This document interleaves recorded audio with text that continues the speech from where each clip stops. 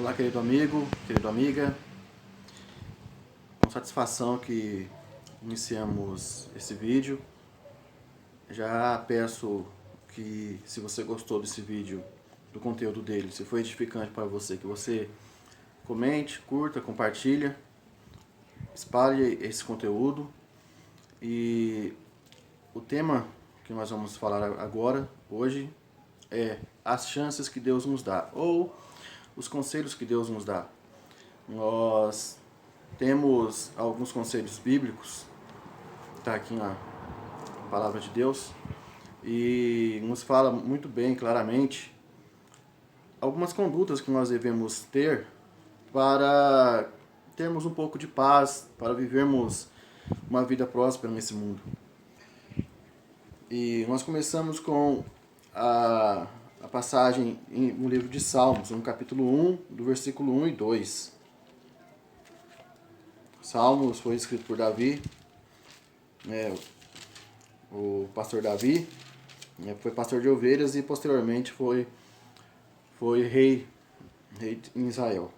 Então, no capítulo 1, no versículo 1, diz assim, a minha Bíblia diz assim: Bem-aventurado o homem que não anda no conselho dos ímpios, não se detém no caminho dos pecadores, e nem se assenta na roda dos escarnecedores.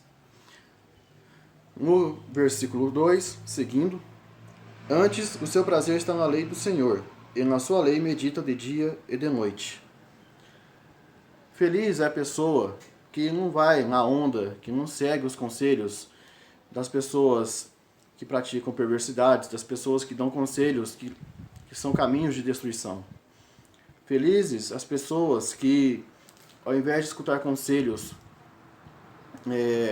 sobre como deve ser a sua conduta de vida e a partir da opinião alheia ela seguir, e esse conselho muitas vezes dar em morte, em doença, em separação, enfim, em tristeza.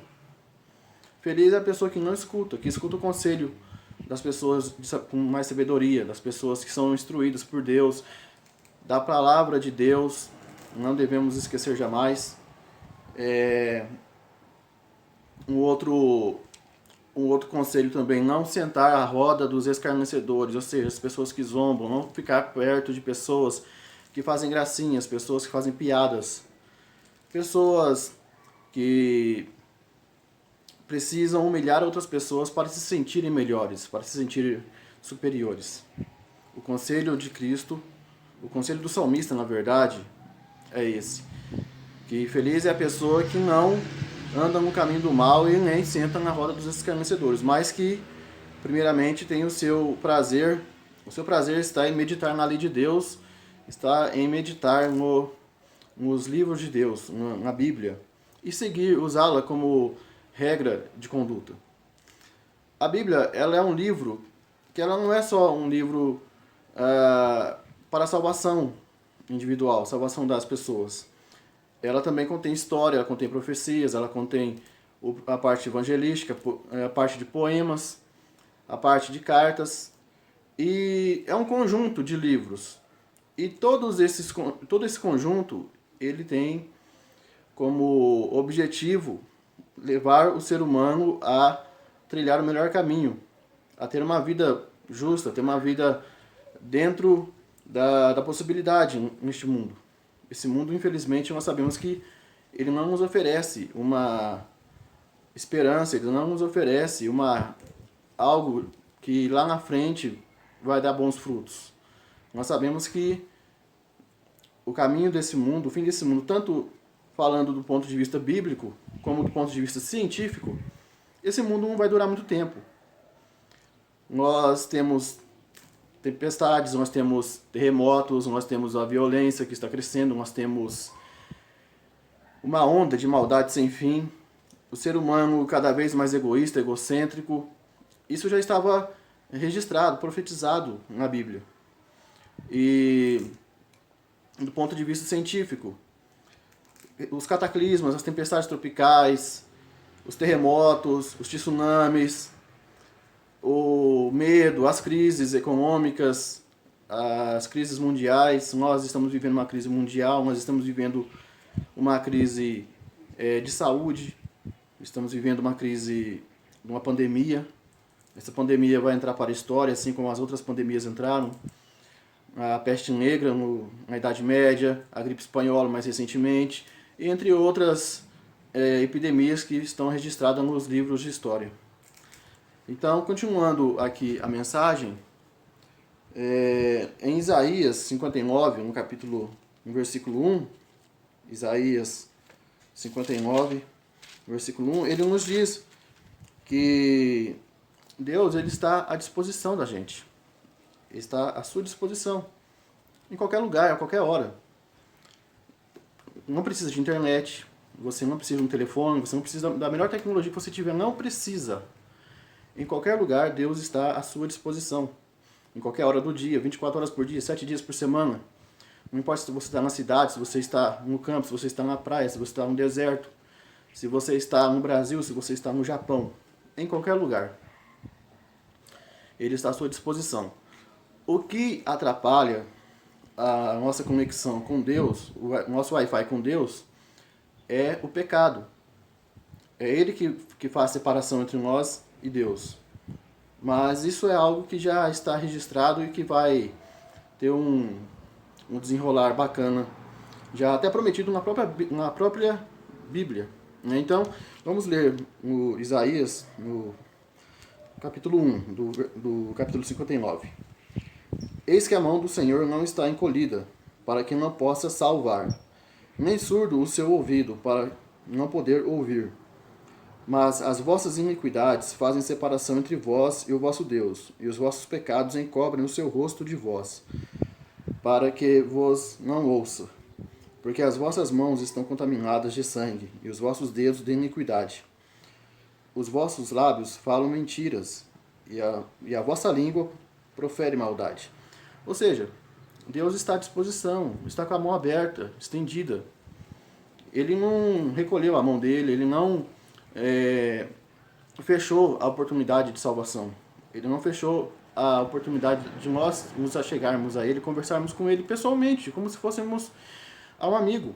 É óbvio que nós não veremos a Deus face a face, pelo menos nesse momento, porque nós temos as iniquidades que nos separam de Deus, mas nós podemos sentir a presença de Deus, nós podemos conversar com Ele, ouvir o que Ele tem a nos dizer. Muitas vezes Ele utiliza a Bíblia para nos dar resposta, às vezes Ele utiliza uma outra pessoa, às vezes Ele inspira uma música, uma pregação, Ele inspira alguém, algo, até a natureza, a nos responder no tempo certo.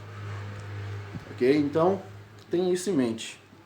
Você não está tão longe de Deus que Deus não possa te alcançar. E dando sequência lá no livro de Jeremias, que está um pouco mais para frente, é o próximo livro. Esse capítulo em especial eu gosto muito, principalmente desses versos. Capítulo 29, do versículo 11 ao 13.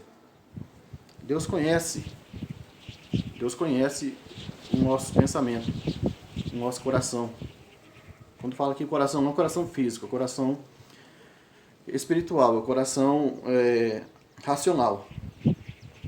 Ele sabe o que passa aqui dentro de nós. Ele sabe a nossa necessidade, os nossos anseios. Ele sabe o que está afligindo a nossa mente. Ele conhece a sua dificuldade, conhece a minha, conhece a de todos nós. E Ele nos dá essa palavra de conforto, dizendo assim, no versículo 11. Eu é que sei que pensamentos tenho a vosso respeito, diz o Senhor, pensamentos de paz e não de mal, para vos dar o fim que desejais. 12. Então me invocareis, passareis a orar a mim, e eu vos ouvirei. E esse é o verso mais belo que eu gosto, nessa parte aqui de Jeremias. Buscar-me-eis e me achareis, quando me buscardes de todo o vosso coração. Se eu buscar a Deus, se você buscar a Deus com sinceridade, com convicção, se entregar totalmente, sem reserva, sem medo, você vai encontrar a Deus. Eu vou encontrar a Deus. Todos nós iremos. A oportunidade está aqui. Deus, ele é bem claro. Buscar-me-eis e me achareis quando me buscardes de todo o vosso coração. Então, que sejamos sinceros. Sinceros. E para fechar, essas passagens, nós temos o último livro. Esse livro é composto de simbolismos, é composto de literalidade. É um livro que causa medo, muitas pessoas têm medo de abrir ele, mas eu chamo ele de o livro da esperança, que é o livro do Apocalipse. O Apocalipse traz muito medo, porque traz simbolismos como dragão, como mulher, selamento, fogo, besta do mar, besta da terra, enfim. Mas ele é um livro que traz a esperança. E no capítulo 1, no verso 3, diz assim: Bem-aventurados aqueles que leem, aqueles que ouvem as palavras da profecia e guardam as coisas nela escrita, pois o tempo está próximo. Fechando a mensagem. Felizes as pessoas que escutam os conselhos, os bons conselhos, os conselhos bíblicos, os conselhos divinos, que guardam as coisas que estão escritas nesse livro e que as praticam também, para que tenham uma vida próspera, para que tenham uma vida com qualidade. Isso não vai blindar as pessoas, não vai nos blindar do sofrimento deste mundo. Nós vamos passar por momentos de tristeza, por momentos de lutas, mas vamos passar por momentos de alegria. E mais do que isso, está nos prometido que nós vamos ainda desfrutar de ótimos momentos de alegria, momentos eternos, se nós seguirmos esses conselhos. Então, aqui está o manual. Esse é um manual prático de sobrevivência, que você possa fazer bom uso, que você estude, que você medite, que você coloque em prática, que eu coloque em prática as coisas que estão escritas. Porque são conselhos para a vida, são conselhos para uma vida de qualidade, uma vida em abundância. Que Deus abençoe grandemente a sua vida, a sua família e a todas as pessoas a quem esta mensagem chegar. E se você gostou, como eu falei no início do vídeo, se gostou, curta, compartilhe, comente, dê sugestões. São alguns esboços que nós estamos fazendo, mas é de bom coração e é sempre pensado uma palavra amiga, uma palavra de conforto, uma palavra de paz.